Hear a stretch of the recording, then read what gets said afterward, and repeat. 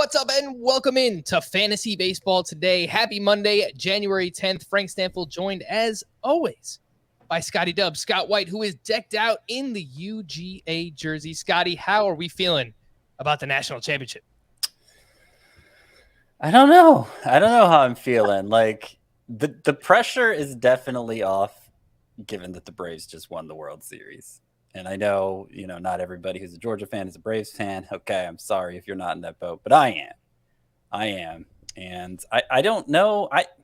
I'm not really sure how I'm going to feel either way. I guess I'm expecting them to lose because that's my default expectation for these things. And because obviously they just played Alabama in the SEC championship game, and it was their only loss. It wasn't especially close. Alabama pulled away in the second half.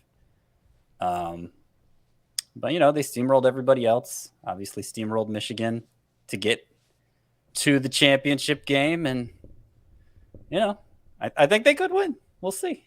Would you say there are more Georgia fans in Atlanta than any other? Well, probably than any other school, but do you think it's more than half? Whose voice is that? Who is talking right now? What is going on right now? This is hold on. Should we start over? I don't even know what's going on right now. Someone I've hacked into your stream. He hacked in. He is back. It's a big week of guests, by the way. I had this whole big introduction plan for Chris, and then of course, he had to give his thoughts on the national championship. I mean, if you wanted to introduce me, maybe do it first. I was gonna do it. I was getting there. I had this awesome thing playing. I was gonna play the song. He's back. It's a big week of guests, but yes, no one. He's not a guest. I'm not a guest. I live here. I sublet. How you doing, Chris? It's been a while. You were off. I'm back. Doing the football thing, and now you're back, yes. and you're doing some baseball rankings, and you're diving back in, and the whole crux of today's show is to catch you up on what you missed while you were doing all that football stuff. Yeah, I can breathe again now that football season's over. No more working until 3 a.m. on the Fantasy Football Today newsletter, which you should subscribe to, cbssports.com/fantasy or newsletters, I think. Also subscribe to the Fantasy Baseball Today newsletter. Yes, do that. And yeah, no, it's looking forward to. I mean, I know what we're gonna talk about. It's not like I'm in like some ignoramus. I kept up with it, but not to the extent that you guys did, certainly, because I wasn't preparing for a nightly podcast and all that stuff. So I'm looking forward to learning from you experts about what I might have missed in the month of September. Looking forward to learning as much as I can. I'm a sponge. And yeah, I'm back for baseball. I'm working on my rankings this week, and those will be on the site next week for all of us. Mm-hmm. Yeah. Hopefully. Unless they push it back, which has been known to happen. Assuming we finish. Yeah. That too. And me, Chris, we're in a similar spot here. Yes. Thankfully, the football season is over. We're going to be, I have a long Google sheet just absolutely filled with a bunch of notes. So I just need to kind of hammer that down and put it all into rankings. And I'm hoping that I am going to get that done this upcoming week. I mentioned we have a big week of guests coming up on our Tuesday podcast. I'm not going to reveal the identity of this guest yet, but I'm very excited to talk to said person here. So that's a little teaser for you. And then later on in the week, Thursday's podcast will feature a reunion. Nando DeFino, Adam Azer, and Scott will be on the podcast. Maybe I should just leave and you guys can do it by yourself, and it can feel like, old times. But yeah, we're going to have some fun there. I don't know how much actual fantasy baseball information you're going to get out of that podcast, but I'm just going to let you know that is happening. In my experience, when you bring Nando on as a guest, things tend to go sideways fairly quickly. I don't know if you guys watched the Fantasy Football Today Draft-a-thon. Oh, I did. But Nando was on for the 11 to midnight hour, and yeah, things went sideways pretty much immediately. Good thing that he was, and there were no kids watching, no kids in attendance, because it definitely went sideways. But yeah, we're going to have that coming later on in the week. Very happy to do so. But today on the podcast, as I mentioned, Scott wrote this awesome article back in October where he highlighted all of the crazy things that happened, not only in September, it was really August and September, like as the season was winding down, but it was for those who obviously started playing fantasy football. Yeah. And, maybe you kind of tuned out around the time Chris did. Basically. Sure. But I think a lot of people are kind of catching back up now. The YouTube numbers, the download numbers have been great. So we appreciate everyone for jumping back in, but people are excited to hear about fantasy baseball again and maybe catch up on what they missed. So that's really the crux of what we're going to talk about today. Scott's article, I will put it in the podcast and YouTube description if anyone wants to follow along here. And Scott, you had 5 different categories in this article: notable newcomers, even better than you think, partial redemptions, noteworthy debuts, and healthy returns. So I chose a few different players from each of those categories, and we're just going to jump around and talk about the players that I found. Get up and get down. That is exactly what we're going to do. And we're going to start with partial redemptions. And Zac Gallen, someone who we really have not talked about at all this offseason so far, Scott. And it was a really weird season for Zac Gallen. He had a hairline fracture that he suffered in his forearm back in March. He made his return in mid-April. He went back on the IL in early May with a UCL sprain, returned in mid-June, then placed on the IL with a hamstring injury early July, returned a few weeks later after the All-Star break. His final 8 starts, however, a 3.19 ERA, 1.13 whip, 52 strikeouts, over 48 innings pitched. What was so weird, though, Scott, only an 8.6% swinging strike rate, 18.8% K- walk. That's actually fine. He allowed a lot of hard contact. So I still don't really know what to do with Zac Gallen. I liked him a lot heading into last year, but I think the underlying numbers here, coupled with the injuries that we had last season, I'm still kind of worried. The good news is that you're getting him at a discount. His ADP is, just outside of the top 140. Yeah, no, I'm worried too. I mean, really, this finish to the season, it is kind of the only reason for hope I have. And as you point out, some of the deeper numbers weren't even, the swinging strike rate didn't bounce back specifically. That concerns me. Yeah, I mean, when he misses time with issues with the UCL and there's no kind of surgical intervention or anything, he comes back and he doesn't look as dominant. I mean, that seems like a recipe for disaster, and yet he was kind of able to pull it together toward the end. I have him 54th in my starting pitcher rankings, and what's the magic number in my starting pitcher rankings this year, Frank? 55 pitchers that I think are really I don't know what do I call those 55? The 55 that I really want to like basically build my pitching staff from. And if I get anybody outside of that top 55, then I'm kind of just settling. So Zac Gallen is barely inside that group. Probably not going to get much of him because I've gathered there are other people who are more sanguine about the way his season played out, his 2021 played out than I am. But I agree with you, Frank. I'm more concerned than not, even with that pretty good finish. And I wanted to talk about Gallen because I've seen some optimism in the industry recently on Twitter, just people talking about how Zac Gallen is underappreciated right now in ADP. And I guess that's the case just comparing him to where his ADP was last year when he was going in the probably really like round 3 through 5 range as, either a borderline SP1 or a high-end SP2. People were excited. And again, I was one of those people, so I don't want to act like I wasn't. Sure, we all were. Yeah. It was just overall a very weird season for Zac Gallen. So Chris, where do you come in here?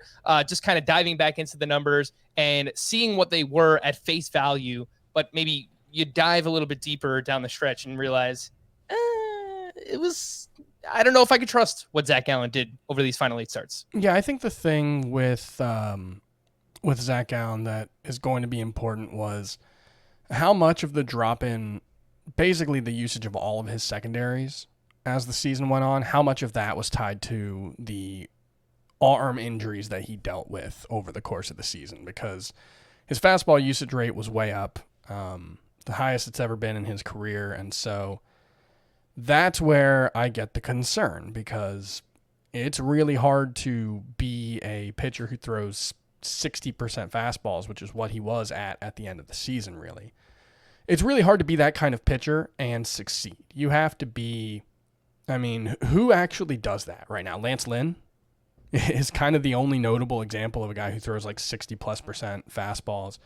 and gets a lot of strikeouts. It has to strikeouts. be like a really good fastball, right? Yeah, and Zac Gallen has a pretty good four-seamer. His cutter, I think the fact that he went away from his cutter last season is probably a good thing because that's not been a great pitch for him. But, that will be interesting to see if he can get back to, 20% changeup, 16% curveball, mixes in a slider a little bit more, then I think you can feel okay about him. But obviously that's the kind of thing we're not going to know until we see him.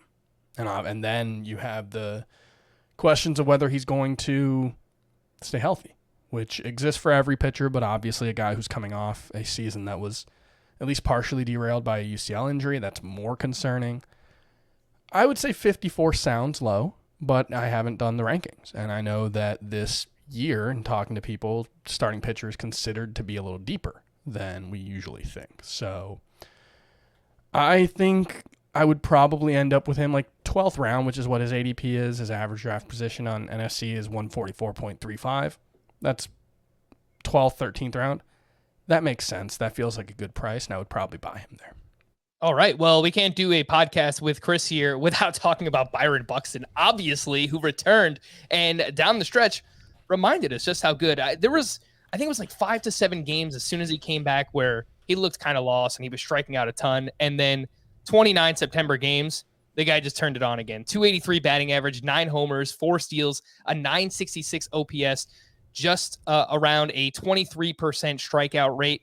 The exit velocity was there, over 92 miles per hour, 18% barrel rate during September as well. And just how good was he on a per game basis last year, Scott? Something that you highlight in the article, 3.9 fantasy points per game.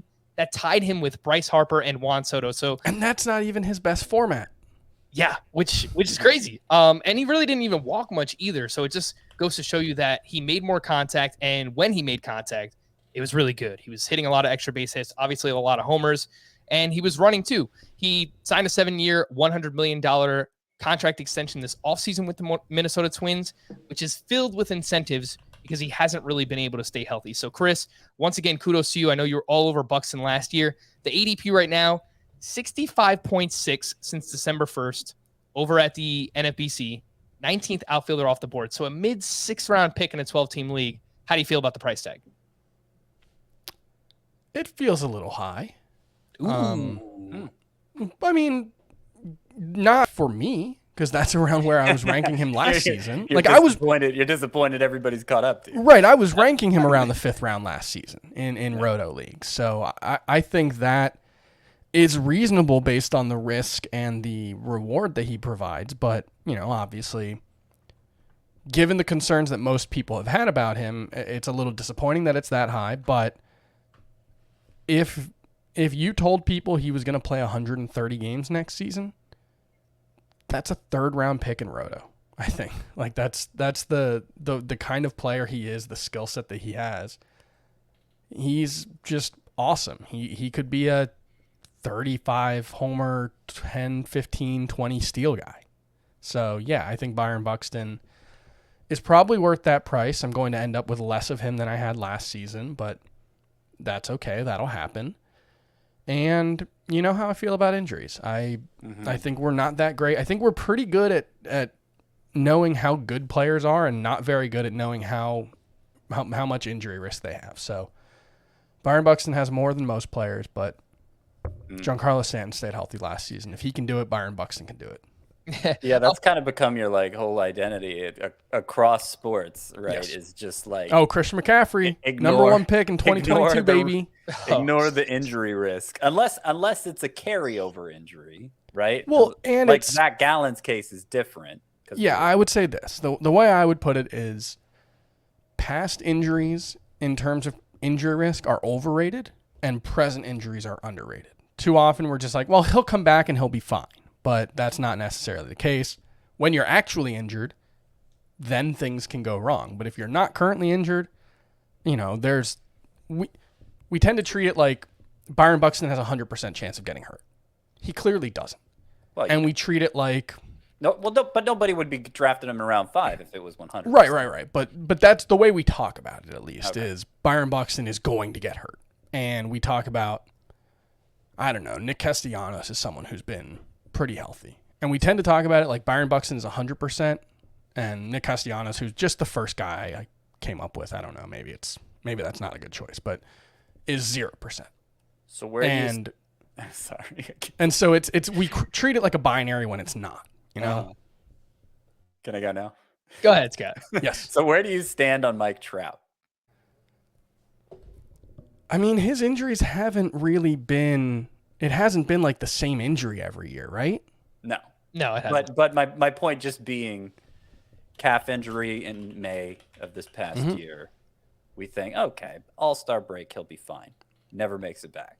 Yeah. A lot of people are really concerned about that. What's wrong? What's going on with the calf? I'm thinking, okay, he had 2/3 of a season and an entire offseason to get that calf right. I think it's going to be right. That's kind of how I'm approaching him. So I still see him as a first rounder, but not everybody's there. No, I'm definitely going to be more in line with you, especially because when we saw him, he's still like arguably the best hitter in baseball. So I'm not really. I'll downgrade him because he no longer runs, and soft tissue injuries can have a way of recurring. But I don't know. It seems like, and we also sort of ignore that he only missed 7 games the previous year. So yeah, I think I'm going to probably have Mike Trout ranked higher than the consensus. I'll probably be closer to you, Scott. And look, he's a 30-year-old. He's really, really big. And so that is a type of player who tends to get injured more often. Byron Buxton's case is much different because he got hit by a pitch, That was the kind of thing where people were like, he got hit by a pitch and then he had a hip injury. And it's like, he'd never had a hip injury. I don't think he'd had a lower body injury before. And so it's like, oh, I told you he was going to get hurt. Well, not really, that's, you can't just tell me someone's going to Byron Buxton's more likely to get hurt from being hit by a pitch. That's dumb. You're exactly right about that, Chris. And that's what I was going to highlight too, is one of the injuries that he suffered where he missed time was that he got hit by a pitch. And same thing with Corey Seager. People will point out, oh, last year Corey Seager got hurt. He always gets hurt, but he got hit by a pitch. It's not really his fault. Yeah, he's really had 2 significant injuries, Corey Seager. He had the UCL and the hip injury, and that was the same season, and he lost pretty much an entire season. Yeah. Other than that, it's been smaller nagging things. I think the smaller random nagging things, I'm not going to say they're unrelated from each other. I'm not going to say they don't portend risk in the future, but generally speaking, you can profit off of those type of players. Yeah, no one's going to sit here and argue that, Josh Donaldson is not more injury prone because, he's had a bunch of hamstring and calf injuries. Calf injuries, he's mid-30s, so it's like someone like that is a little bit different. You're also getting him at a much lower cost than any of these players we're talking about. Chris, you did mention the 130-game threshold. I'm just going to wrap up Byron Buxton here. Steamer has him projected for 131 games. 268 batting average, 31 homers, 82 runs, 85 RBI, 15 steals. So if he can manage to stay healthy for 130, he might even be better than that. But what is the OPS they project him for? 831. I guess it's So they're really just kind of going pre-break. That's like a pre-breakout pace. Because part of the reason I highlighted Byron Buxton in this article here and how he finished is because he had this amazing start to the season where he looked like a first round type player, and he never we had projected Buxton's numbers out over a full season before, and this guy looks like high-end fantasy player if he stays healthy, but he actually played better. He was actually a better player, and so I was anxious to see coming off that injury if that was just a small sample fluke at the start of the year. It kind of looked like that at first when he first got back, but then he caught fire at the end, and final numbers are what they are. He pretty much hit all year. Yeah. I mean, there were every player has slumps in there, but there wasn't he wasn't active long enough to have a prolonged slump, but the times we saw him, he was pretty uniformly great. Yeah, the 150-game pace based on what he did last year, 47 homers, 22 steals.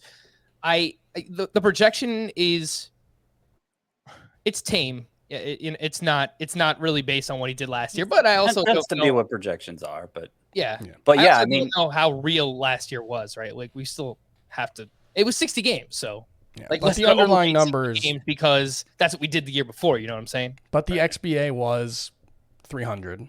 The X slug was 611. The X woba was 407. Like his underlying numbers backed up what he did. Yeah. Overall, I like Bucks. Which I like doesn't Price. which doesn't mean he's going to do it again, but it does mean that last season, if it was a fluke, it was a fluke of him playing better. And that is something that we've seen over the past 3 seasons. As opposed to getting lucky. Right. It wasn't just like he had a couple of extra, 61 games, that kind of thing can happen. And he could just get hot for 61 games too. Yeah. But he saw a spike in exit velocity in 2019 that didn't quite carry over in 2020, but it was still the second highest of his career. And then he had another spike last season. We're talking about a guy who is 28 years old. I get in my head now because someone in the comments of a fantasy football episode the other day pointed out that fantasy analysts and football people say we're talking about, or you talk about a lot. I actually listened to that podcast. That is, it's a crutch that I know I use, and now I'm very in my head about it. And every time I say it, I kind of like, oh God, okay. So, but yeah, you talk about a guy like Byron Buxton. You're talking about a superstar. No, but really, like, if he plays 120 games, maybe he won't be worth a 5th round pick, but he's probably not going to be a bust. And another thing people often don't think about when they talk about injuries is you don't just get a 0 for that spot. Right.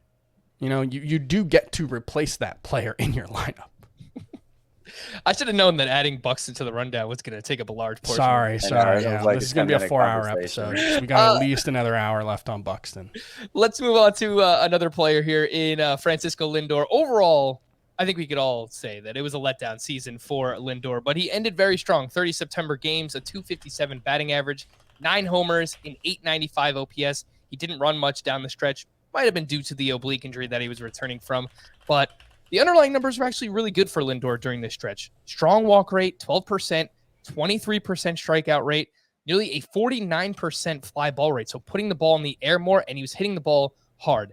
92 mile per hour exit velocity, 13% barrel rate. So a lot, I think something positive to take from Lindor heading into this upcoming season. Now it's just how much do we trust what we saw in that final month? We don't want to put too much weight on it, obviously. And Scott, this might be simplistic to look at it this way, but it was the first year of a massive contract on a new team in a new league. He hasn't played anywhere outside of Cleveland. So if you want to just give him the benefit of the doubt because of that, I don't really have a problem with it. The ADP right now is 49.5. So the 4-5 turn, I wish we were getting more of a discount on him, but it doesn't seem egregious for someone who was being drafted in the 2nd round last year. Yeah, I'm kind of sticking my flag in the take though that I don't really see him performing like a 2nd round player again. I don't think it was so much just he went to the Mets. I think it had a lot to do with the new ball, because the kinds of players who were most impacted by that are exactly like Lindor. They put the ball in the air a lot without posting premium exit velocities. And you look at his history, and unfortunately his career almost lines up perfectly with the entire juice ball era, but that really began his 2nd season, and the power production caught everybody by surprise. They were thinking of 15 to 20 homer guys, what Lindor is going to be. He jacked that fly ball rate up in his sophomore season and suddenly became this 30 homer guy. And I don't think that's going to be the optimal setup for him anymore if the ball doesn't carry like it did before. And I think that's primarily what happened to him last year. So, maybe he could still get 25 homers with this setup, but the batting average is going to suffer because of how often he puts the ball in the air. And I think his best outcome now is probably going to be to adjust the whole thing, so he's not getting so many fly balls anymore. But I, of course, don't know that that's going to happen. And even if it does, I don't think 2nd round numbers should be the expectation. You look at the overall season: 20 homers, 10 steals in 125 games. Dealt with injuries, really, really slow start to the season as well. I think you take that at face value. It's not awful. I think the floor is actually still pretty safe for Lindor. I have to imagine, even with all the fly balls, Scott, that the batting average bounces back somewhat because 248 BABIP. I mean, that is just so much lower than it's going to be a low BABIP is my point. Now, I'm not saying he can't be better in 2022 than he was in 2021. I expect him to be a little bit better, but only a little bit better.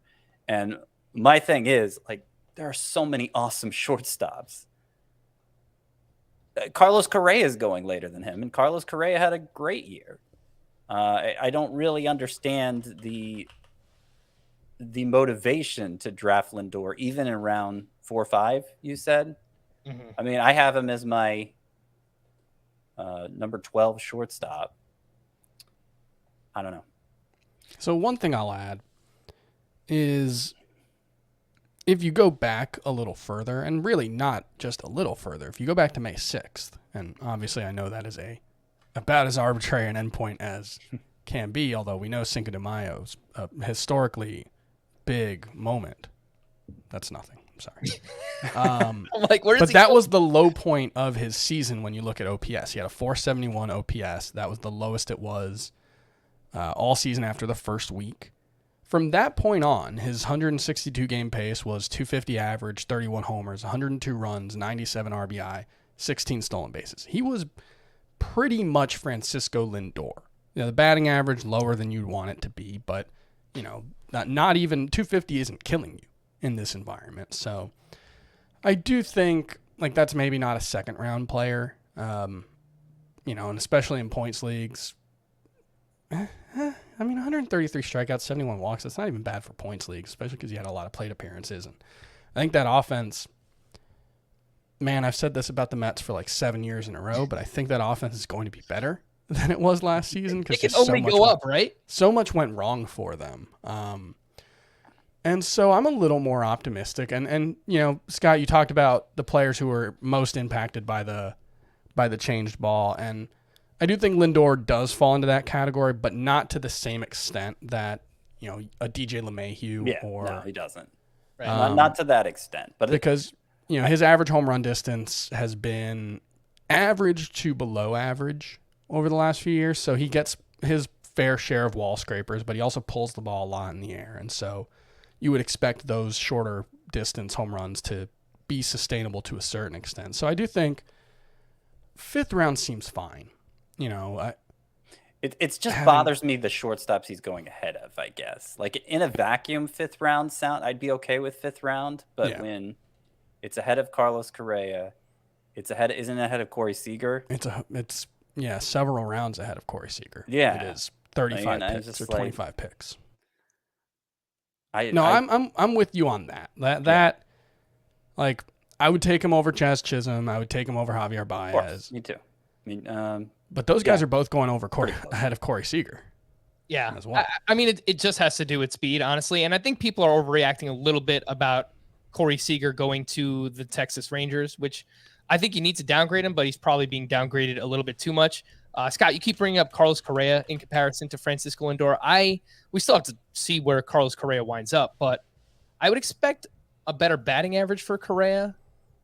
Yeah, but he doesn't really stand out anywhere else. Like the counting stats have been really good for him because he played in the Astros lineup, but 25 to 30 home runs, doesn't run anymore.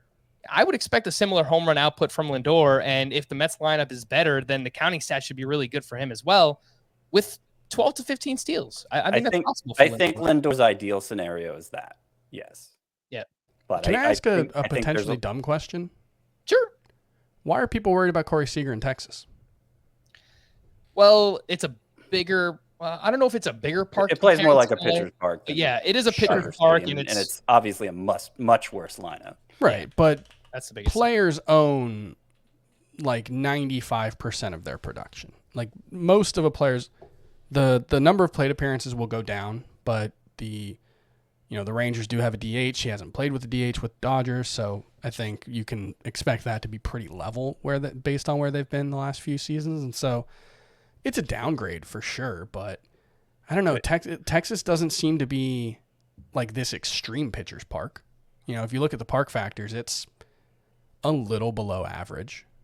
Dodger Stadium is actually one of the best for home runs specifically, and it doesn't rate as much for the other hitter factors. And so, but yeah, I'm thinking just like RBI run production mainly. Yeah, he might it'll be down, only but get 85% of what he was getting with the Dodgers, which makes Yeah, I would say it's probably like he was 100. The last 2 seasons combined, he's played 147 games. He has 98 RBI, 92 runs. I mean, maybe a little lower than that, but I don't know. 98 home runs and 98 home runs would be a lot. 98 RBI and 92 runs. That sounds pretty typical of a good hitter in a mediocre to bad lineup. And Corey Seager is not just a good hitter; he's a great hitter.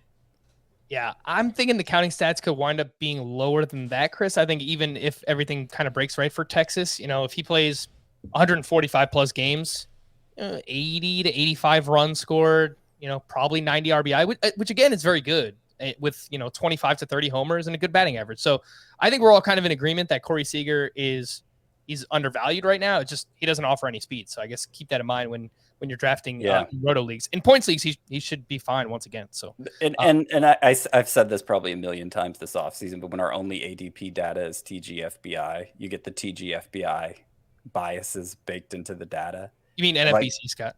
Gosh darn it. I do mean NFBC. It's one fewer letter. Sorry. Yes, but you are correct. Obviously, the NFBC, a lot of people are playing for overalls, and they're elevating players who provide speed. So yes, but you can't. It's the only ADP that we have. So right. It's just putting it out there. All right, so we have talked for 30 minutes, and we've talked about 3 players. So we are going to take a quick break. Before we do that, I just want to mention that this past Friday, The Athletic reported that MLB is preparing new core economic proposals that they will deliver to the Players Association later this month. Now, this is significant because it's really the first thing that we've heard since December regarding the MLB and the Players Association actually talking about anything. So we want to remain optimistic here. I'm starting to get, like, once we get into like mid-January, late January, I start to get that feeling about pitchers and catchers, and I get so excited about baseball coming, and I want to have that feeling again. So obviously we're rooting for everything to work out here, but yeah, I don't like the sound of this month though. We're pretty early in the month. Like this week. Prepare yourselves for like 15 or so days from now. MLB has sent their new core economic proposals. 17 days from now, the MLBPA has responded. 18 days from now, MLB releasing a press release saying these aren't serious proposals, and I just don't know why there's not more urgency. Like we're in these modern times we can do things faster than this. Like I understand. It doesn't have to be this way. Have your negotiation, but I don't know if it's like an you don't want to overpromise and underdeliver, so we're just going to say this month, and they're actually targeting the 15th or whatever. But I don't know. Gotta put the pedal down there, I think. I agree, Scott. I think most people would, but you know how these things go, and we're going to get to the middle of February, pitchers and catchers are going to get canceled, and they're going to be like, oh, wait, here's a baseball season we're supposed to have. Let's figure this thing out. So hopefully that actually does happen. Let's take a quick break, and when we return, we'll talk about some notable newcomers and players who are even better than you think here on Fantasy Baseball Today. All right, so let's talk about some of those notable newcomers. And Frankie 2 Hits. Chris, I don't know if you were around when we were calling this gentleman Frankie 2 Hits. Why do we do that? Well, he had multiple hits in 25 of 56 games that he played with the Cubs. That's pretty damn impressive. And the person we're talking about, of course, is Frank Schwindel, who had a massive September, but really, it was just those final 2 months when he became an everyday player for the Cubs. 344 batting average, 13 homers, 19 doubles, a 10.06 OPS. Does not make a lot of hard contact, and I want to stress that because the Fangraphs hard contact rate, the StatCast exit velocity, it is very underwhelming for Frank Schwindel. But what he does well is he puts the ball in play, just a 15% strikeout rate, and he makes a lot of contact. So, Chris, I don't know how much you've dug into this gentleman, but how do you feel about Frank Schwindel? Some pretty lofty steamer projection, 270 batting average, 27 home runs. So one thing I would say is you need to get a drop from Wayne's World when they say swing. for him. I agree. Let's do that. That's a reference for the older kids in the audience. I've this won't surprise anyone, obviously, but obviously I've seen bits and pieces. I've never watched any Wayne's World movie from beginning to end. It is a classic. It's a great movie. It's That very is- dumb. That is one of your. That's not as embarrassing as many of your other admissions, Frank. But Scott, doesn't this fit right into But the it mold of doesn't surprise movie? me at all. This No, fits into the mold of movie that I have seen, though.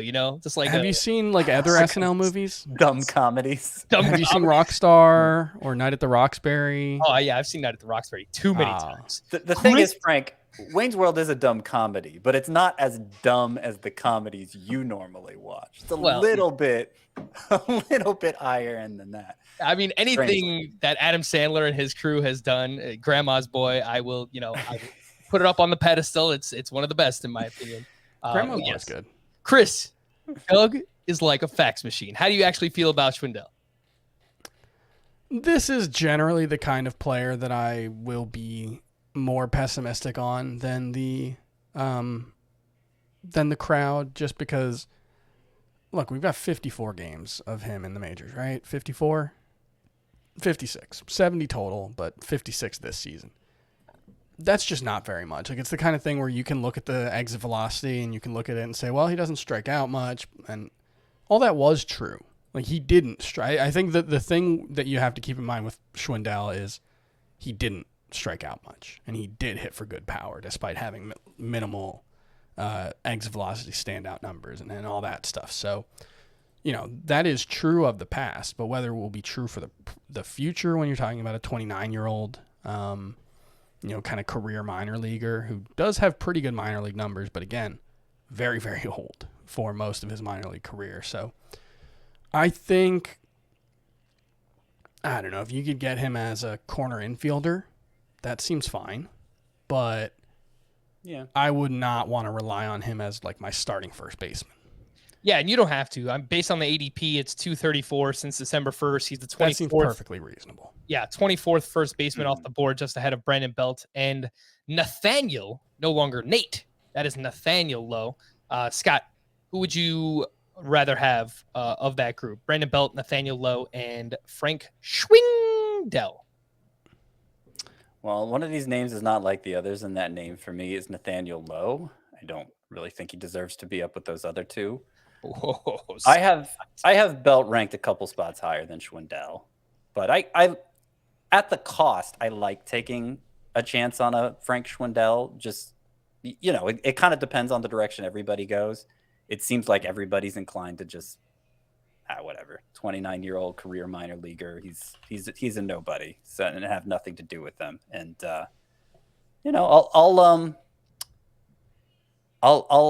I like seeing the glass half full on those players because, a lot of times it ends up being lucrative. He has had a very strong minor league career, often hitting over 300 with, good power production. Not high exit velocities, I assume, but good power production. So I always kind of liked him. Just in spring training, he'd be doing a bunch of crazy stuff. Why won't anyone ever give this Frank Schwindel a chance? And somebody finally did, and he was much better than anybody could have imagined. I don't think he'll be that good over a full season. But, could he be like a more powerful version of Yuli Gurriel? I think it's possible. One thing I'll say, just looking at the ADP, is there's one guy in particular I know I will rank ahead of Frank Schwindel, and he's going around 40 overall picks later, and that is Luke Voit. Assuming like we have questions about where he's going to play, and obviously health has been a concern for him in 2 of the last 3 seasons, but you kind of just take the middle ground between what he did in 2020 and what he did in 2021, and you're looking at a 260 average with 850 OPS and 30 plus homers, kind of easy 30 plus homers. So I think Voit is one player I will be higher on than that ADP, and I would imagine that's going to rise as I have to assume that ADP for Voit is just people drafting right now are assuming the Yankees will bring somebody else in to play first base. Yeah. If that does happen, then Voit should be like a top 15 first baseman. Yeah, I think or by if they trade him. By the time people are actually drafting, we'll know more about his situation, and he should move up the board, assuming he has a starting job. I think that there is a route where he doesn't, where if the Yankees sign Freddie Freeman, sorry, Scott, but if that happens, then what happens with Luke Voigt? I don't know. Maybe they trade him off for something else, a reliever, whatever it could be. But I would say if they make a trade for Matt Olson, he's probably part of that deal, along with like prospects. So we'll see what happens regarding Luke Voigt. Nathaniel Lowe, Scotty, I was a big fan last year, and I'm not giving up yet. So I'll leave it there, and we'll talk about him another day. But too many ground balls. That's one con for Nathaniel Lowe. Hits lefties very well, and obviously the lineup for the Texas Rangers has gotten a lot better. So I think that he can bounce back. Joey Votto's too low. Joey Votto Just is too looking low. at ADP. He's 161 right now. That's ridiculous, guys. Both of the mock drafts we've done, Rhys Hoskins ahead of Joey Votto. Seriously, come on. Whoa!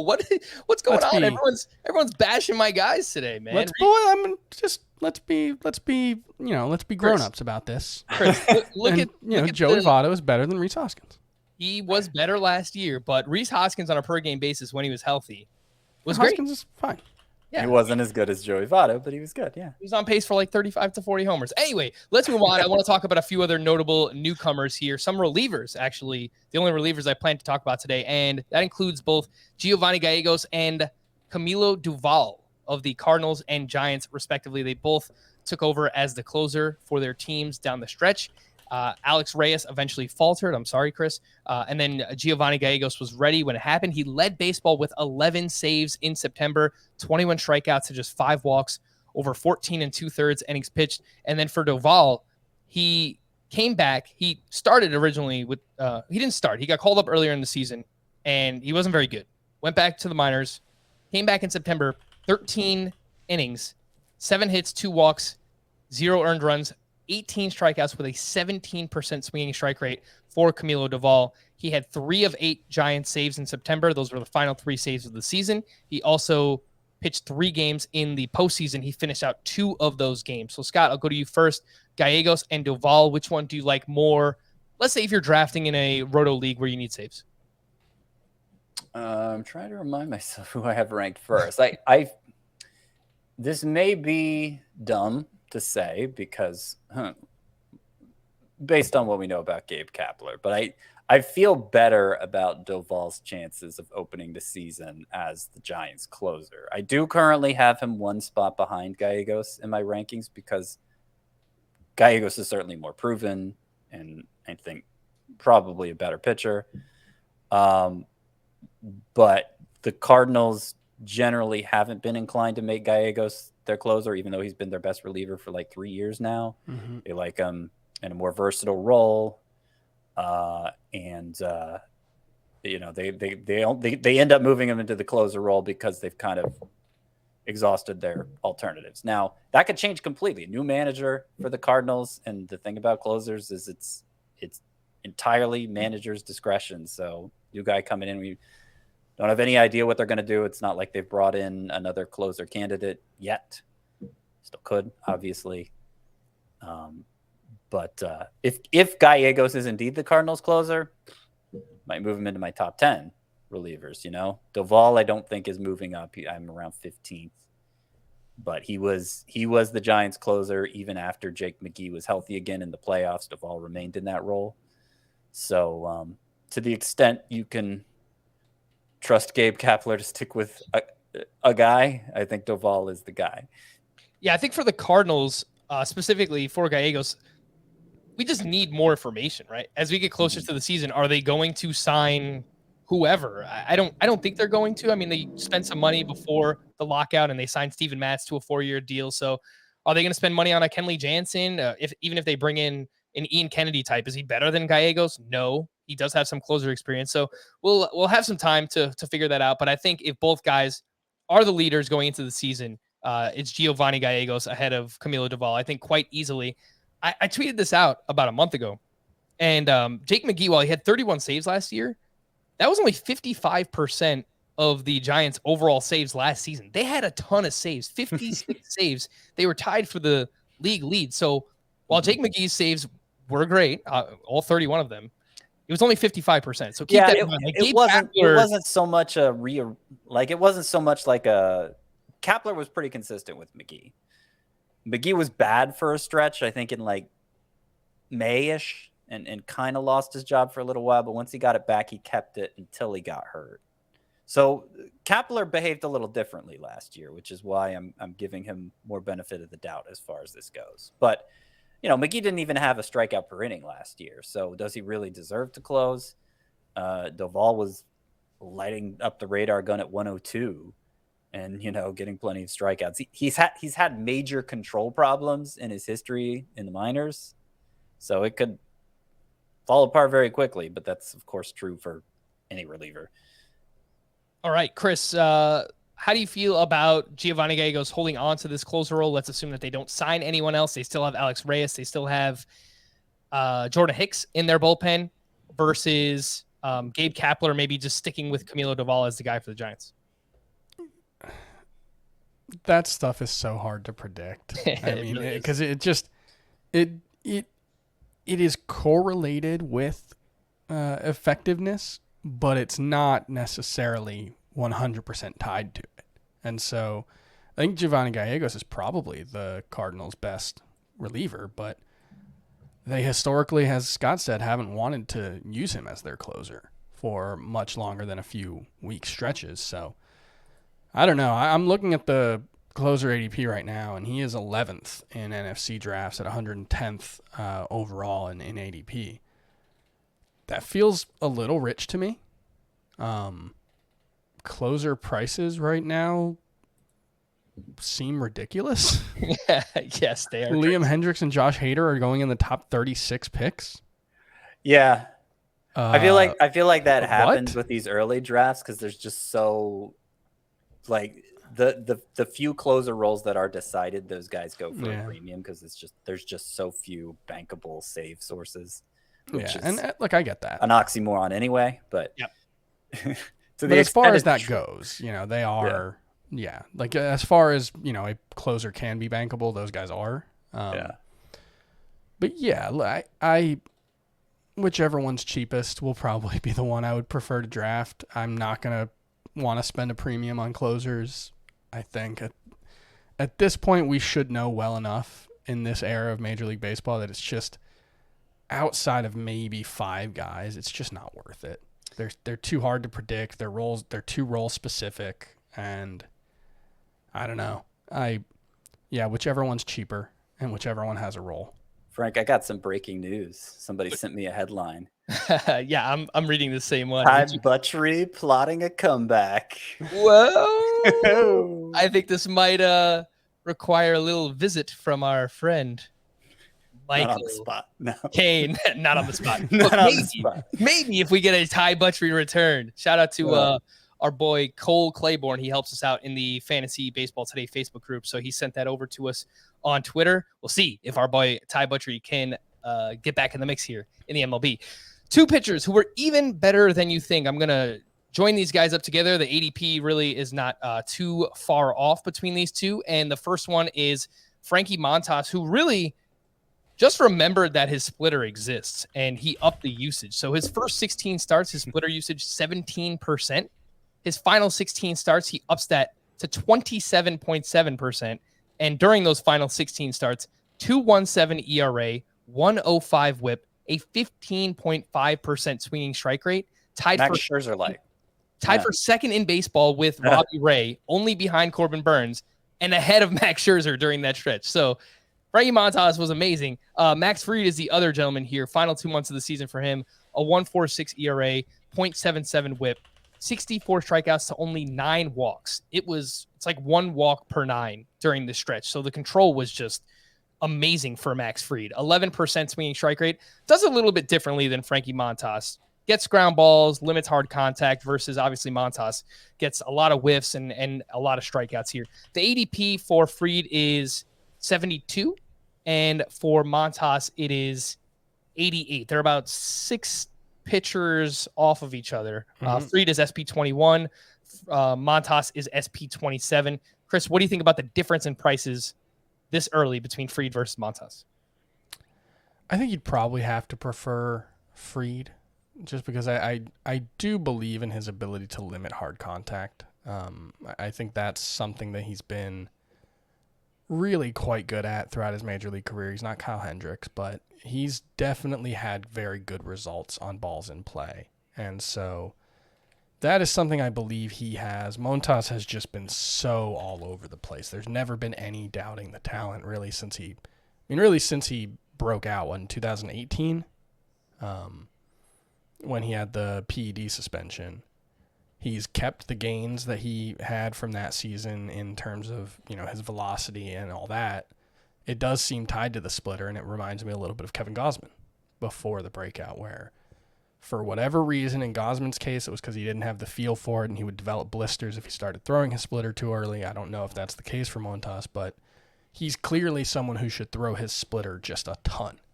And, probably really his splitter and his four-seam fastball, he should not throw his sinker as much based on the results he gets from those pitches. But this season he went from sinker and slider being his two primary pitches that he threw 63% of the time to four-seam and split being number 2 and number 3 that he threw 51% of the time. So that is moving in the right direction in terms of the results that he gets from his pitches and the type of usage that he should have for them. So I do think if Montas continues with that approach, there's quite a bit to like about him. He's just been so up and down throughout his career that I'm not sure you can necessarily rely on it. And I typically worry just a little bit about spending too high of a draft pick on pitchers that rely so much on their splitter. Now, Gausman has done it for the past, I guess, 1.5 seasons. 2020 wasn't a full season. 2 seasons technically, but yeah. And Montas, again, he's been hit or miss, as you said, Chris. I mean, there's been these stretches where he looks amazing, but kind of lacks that consistency. So it's got 2 different pitches here. Although, 2 different Max pitches. Fried is not necessarily the most consistent pitcher. I mean, his final results have been pretty consistent, but within seasons, he has a lot of peaks and valleys. You take the 3 starts out from this past season for Max Fried when he was dealing with the shoulder injury, ended up on the IL. Mm-hmm. You take out those first 3 starts. 2.44 was his ERA last year. Very similar to the 2.25 mark he put up during the pandemic shortened season that nobody thought he could repeat. And, his health, the health was tied to the poor performance in those first 3 starts, clearly.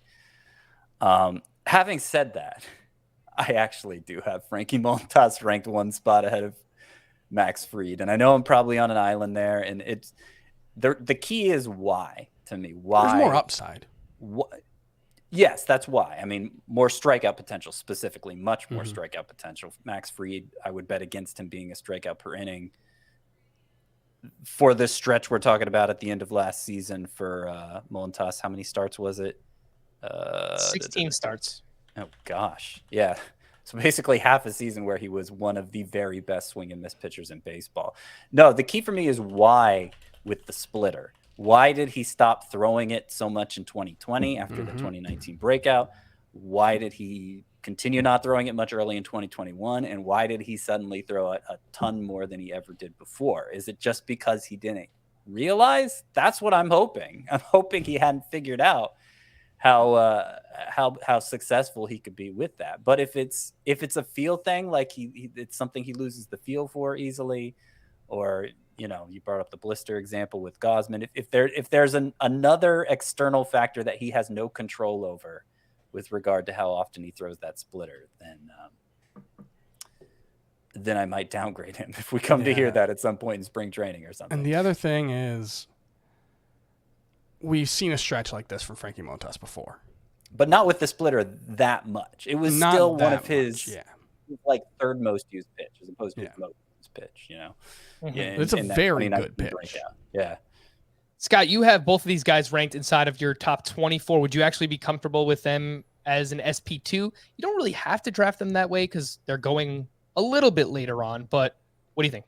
It's not the ideal, but I do it. Sure. Again, I want 7 of my top 55 is the goal. I'm hoping to make up, because I don't think the ace tier is as deep this year. I I think it's a very deep upper middle class at the position. And so I'm trying to lean into that with 7 of my top 55. Yeah, Fried is SP21 in NFC ADP, and I believe Montas is 26. No, 25. Once you take out the relief pitchers. Okay, I had him as SP27, but I might have missed a relief pitcher in there. It's kind of hard because they have relief pitchers and starting pitchers together on NFBC ADP. But yeah, I mean they're not far off. They're going like 16 picks apart right now. Emmanuel Clase is RP4 right now. Wow. That's someone that you were on, right, Chris? You like Clase? I did like Emmanuel Clase a lot. He's all great. Right. Well, Scott, you just mentioned that ace tier, and this is kind of where we'll just put a bow on everything. And concerning developments down the stretch, we all remember what happened with Gerrit Cole. The struggles are well documented. I'm interested to see what kind of baseball they plan to use here in 2022, because this middle class that we're talking about, Scott, this like how deep pitching is, I mean, it potentially could change if they come out and change to baseball again. We just really don't know.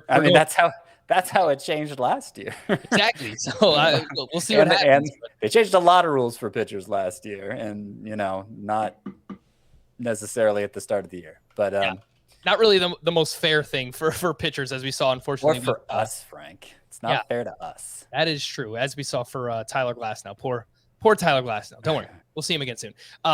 Maybe too simplistic to look at it this way, but Gerrit Cole had a 4.65 ERA or higher 3 of the final 4 months of the season. The 1 month where he didn't, he was amazing. And it was in August where he had a sub-1 ERA. And there were other really good starts chipped in there. He had a 12 strikeout complete game against the Astros, I believe, the final day of July. He had a 15 strikeout game in September, a 7-inning performance against the Angels. So there was still really good games in there. But overall, from June 1st on, 14% swinging strike rate, 24.6% K- walk. Those numbers are still really, really good. Yeah. They're just not as good as where Gerrit Cole has been in the past. So, Chris, would you still be willing to, I mean, you weren't willing to draft a pitcher in the first round last year, so I don't know if you're going to do it again, but his ADP is 7.9. Would you actually use a first round pick on Gerrit Cole? That seems okay. I mean, that feels like the floor, what we saw last season in that last 4 months or so. And I mean, when your floor is a 31.5% strikeout rate and a 3.66 FIP, like, you're really good. Because the floor for most other pitchers, like if things go wrong for other pitchers in the way they did for Gerrit Cole, it's probably going to be worse than 146 strikeouts in 110 innings. Like, his control was still very good. He had issues with the home runs. His BABIP was a little inflated. Yeah, I think he probably needs to be the number 1 pitcher off the board. I probably won't take him in the first round, but I can't say for sure that I wouldn't. Mm-hmm.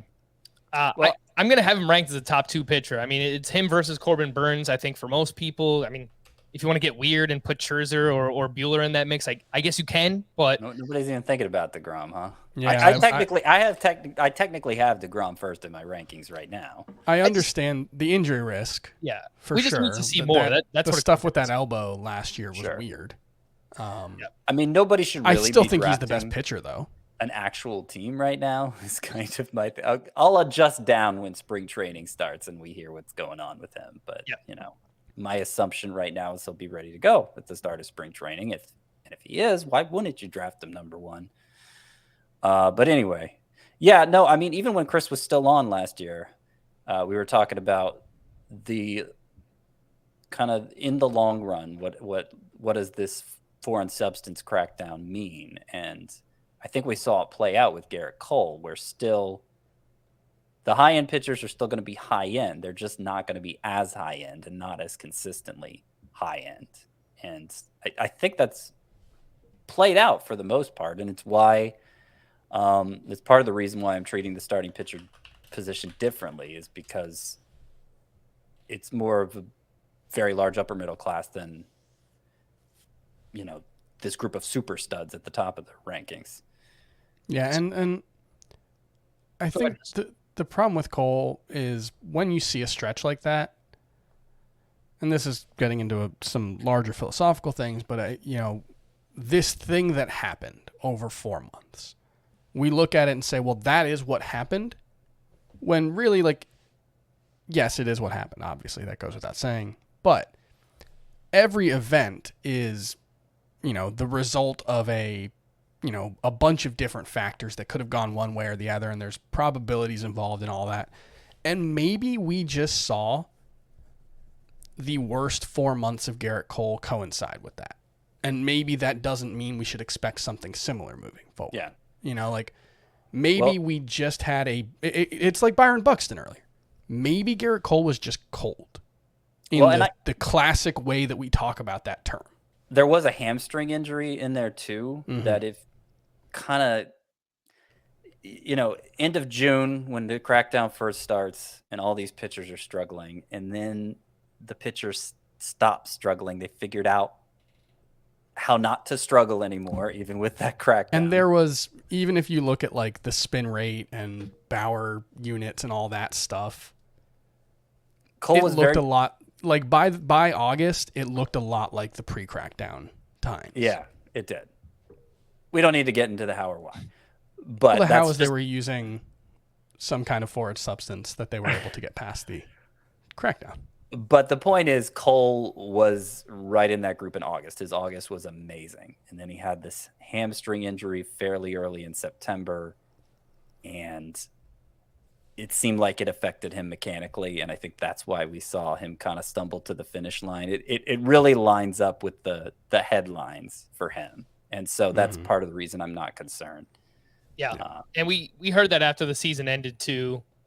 There were questions about it. He performed very poorly in the wild card game against the Red Sox. And a lot of people said that obviously he was pitching through stuff. He's not going to reveal that. He's going to go out. He's a pitch. He's a bulldog. He's an ace. He's got to go out there and do it. But it's very likely that he was pitching through something down the stretch there. Scott, real quick, we'll wrap up with this. Would you actually use a 7th or 8th overall pick on Gerrit Cole this season?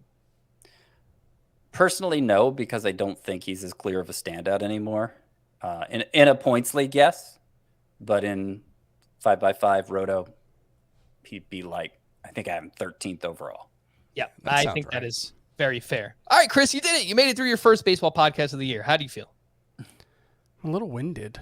Yeah, there's a lot of Byron Buxton talk in there. So I mean, got hot in here. You go and take a cold shower and wash yourself off, and we're going to get out of here. For Scott and Chris, I am Frank. Thank you all for listening and watching Fantasy Baseball today. We'll be back again tomorrow with a special guest. Bye-bye.